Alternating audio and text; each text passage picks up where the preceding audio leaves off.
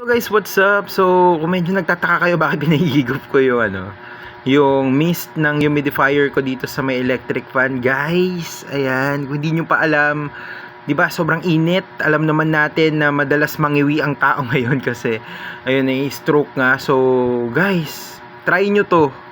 Kung wala pa kayong humidifier, kailangan bumili na kayo. Or kung alam nyo yun, kung wala kayong hindi nyo afford mag-aircon, ayan, bilhin na kayo nito. Kasi guys, sobrang ang laking tulong para sa akin ito, especially ang sakit sa ulo ng sobrang init.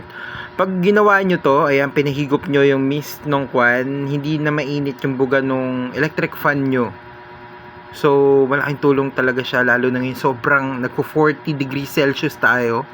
Alam nyo yun? So, yun lang, sana nakatulong sa inyo.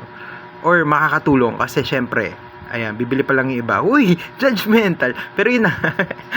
Pero yun na nga guys. Mag-comment, mag-like, and mag-subscribe na nga po kayo. And hit the notification bell kung hindi pa kayo nakasubscribe dito.